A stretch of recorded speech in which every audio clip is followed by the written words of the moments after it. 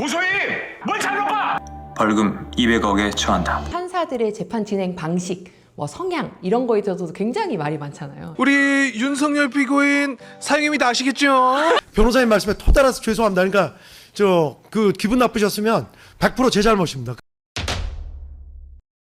되게 뭐 깍듯하면서 진행도 되게 유하게 하시잖아요. 변호사들이 그렇게 막 어떻게 보면 좀 도를 넘는 발언을 해도 제가 판사라면 바로 감질했을 텐데 다 들어주면서. 근데 조금 직위원 판사도 나중에 재판 진행은 저는 뭐 풀 버전은 보지 않고 요약본 뉴스를 보는데 초기보다는 조금 뒤로 갈수록 약간 좀 엄격하게 진행하려고 좀 노력을 하시는 것 같더라고요. 그게 아무래도 좀 이목을 좀 감안한 게 아닐까라는 생각이 듭니다. 이목을 감안하면 전부터 감안했어야죠.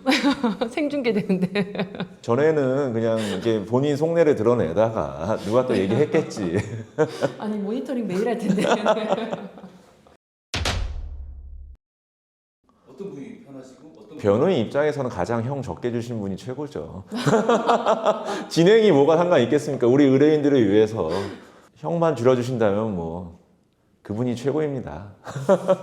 그렇긴 한데요. 저 입장에서 보면 이제 내가 신청하고 입증하고 싶은 게 많은 사건의 경우에는 그렇게 기회를 주는 사실은 재판부가 굉장히 좋고요. 그리고 때로는 그래야만 한다고 생각합니다. 그러니까 이번에 내란 재판 같은 경우에는 사실 특정 변호인들이 너무 우리가 봐도 이례적으로 그런 행동을 했기 때문에 그런데 내가 무죄를 주장하고 싶은데 무죄를 제대로 입증 못할 수도 있잖아요. 그런 면에서는 어느 정도 그건 필요한데 반대로 상대방이 너무 무리한 요구를 할 때는 거기에 너무 질질 끌려다니지 않고 자르는 건 분명히 필요하거든요. 그러니까 둘 다 필요합니다. 근데 이제 너무 잘라도 사실은 문제가 되거든요. 실제로 그거를 잘 안 해주시는 재판부도 있어요. 사실 저는 그 부분에 있어서는 이건 좀 부당하지 않을까 이런 생각할 때도 좀 있습니다. 너무 잘라버리면.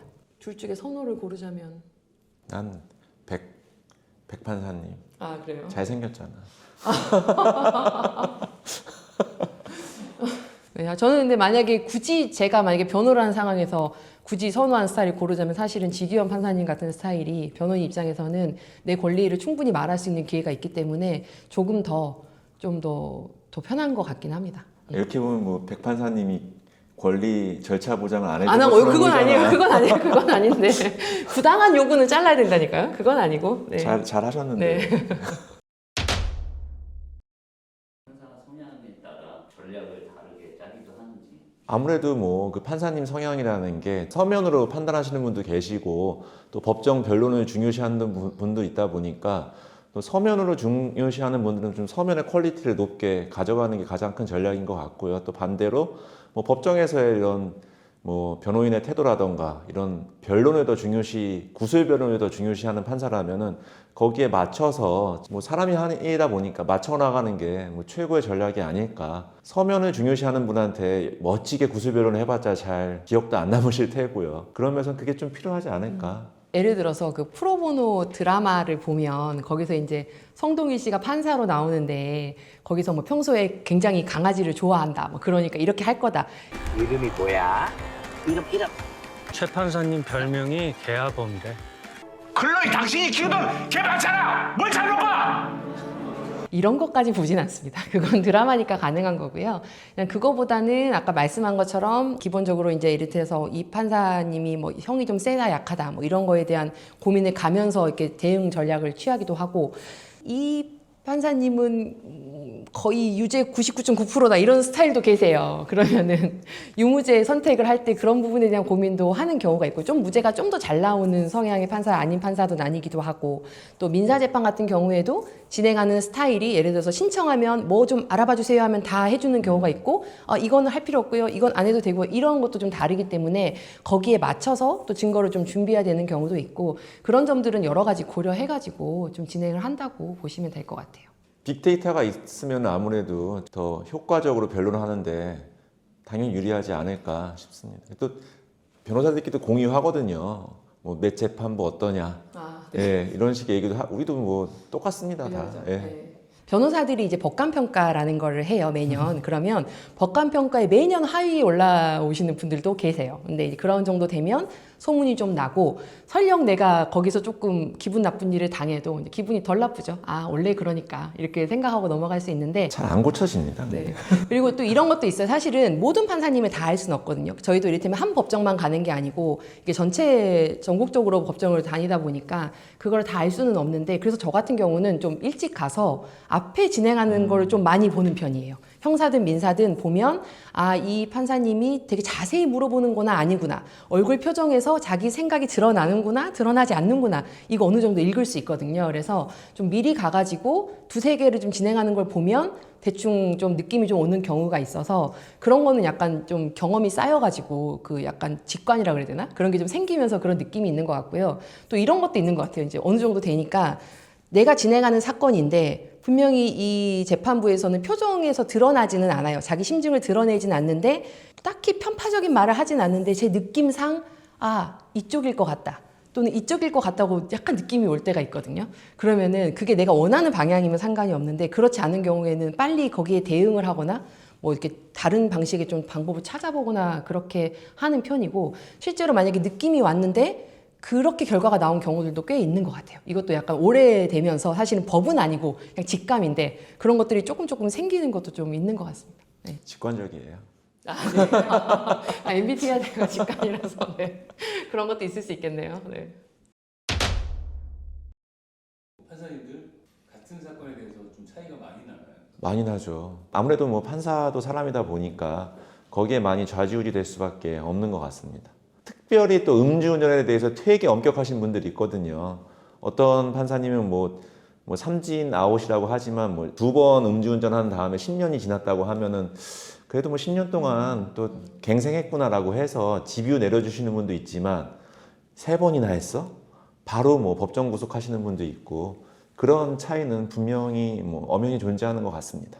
그래서 이제 그 재판에 올라오게 되면 어느 판사님 또는 어느 부로 배정되는지를 되게 예민하게 보시는 분들도 많죠. 똑같은 음주운전을 해서 뭐 이번에 2번째로 걸렸는데 뭐 음주 수치가 0.83이다.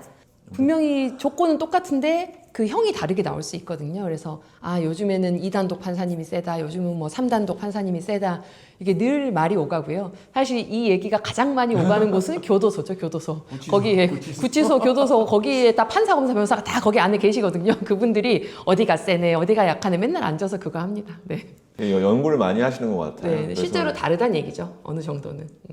대신 이런 건 좀 있는 것 같아요. 특정 범죄가 약간 굉장히 반복적으로 많이 일어나는 경우가 있는데 그러면 그 법원이나 이렇게 단위에서 좀 모여서 회의를 해가지고 어느 정도 양형을 맞추는 경우가 있어요. 예를 들어서 음주운전 같은 게 대표적인 사례인데 굉장히 많거든요. 빈도수가 굉장히 높은 범죄인데 너무 들쑥날쑥하면 안 되기 때문에 전체적으로 한번 합의를 해서 어느 정도 이렇게 내부에서 회의를 하는 거죠. 그걸 맞춰가지고 형량이 정해지고 하면서 음주운전은 점점 형량이 지금 높아지고 있는 거고요. 뭐 보이스피싱 같은 경우에도 처음엔 어느 정도 좀 세게 했다가 이번에는 좀 일반 방조범은 또 이 정도로 하자 이런 식으로 약간씩은 합의는 있는 것 같아요. 어떻게 보면 예전에는 정보의 비대칭 사회였다면 요새는 정보가 많이 오픈되어 있다 보니까 아무래도 뭐 법원에서도 사회적 이목들을 많이 좀 눈치를 보는 것 같습니다. 그래서 예컨대 뭐 A 법원은 뭐 음주운전 3회를 5년 때렸는데 B 법원에서는 똑같은 범죄에 대해서 뭐 2년 했다라고 한다면 일반인의 법감정에는 그게 반하기 때문에 어느 정도 좀 균형을 맞춰 나가는 작업이 지금은 뭐 이루어지는 것 같습니다. 네, 특히 AI 요즘에 말이 많잖아요. 뭐 AI로 뭐 대체된다 이런 얘기가 있는데 하급심 판례를 점점 더 공개하고 있는 상황이고 이건 AI랑 상관없이 그러면서 AI가 판례들을 다 분석을 하고 있는 수준이거든요. 그러면 분명히 어느 판사 또는 어느 법원, 어느 재판부에 따라서 양형이 어떻다는 것도 사실은 분석이 사실은 지금도 이미 되어 있는 상태죠. 그러다 보니까 너무 이례적인 판단을 했을 경우에는 거기에 대한 부담을 앞으로는 느낄 수밖에 없기 때문에 더더욱 어떻게 보면 앞으로는 조금 더 균일해지지 않을까라고 생각이 됩니다. 그리고 이제 이번에 그 이제 재판들이 많이 이렇게 공개해서 진행하면서 그 재판을 진행하는 판사들의 재판 진행 방식, 뭐 성향 이런 거에 있어서도 굉장히 말이 많잖아요. 지금 뭐 중계가 많이 되는데 예를 들어서 판사님이 굉장히 친절하셔요. 굉장히 친절하고 얘기 다 들어주고 기회 다 주고 재판 더 해주세요. 그럼 더 해주고 다 해주는데 형이 엄청 센 분이 있고요. 왜냐하면 나는 세게 할 거니까 네 말 다 들어줄게.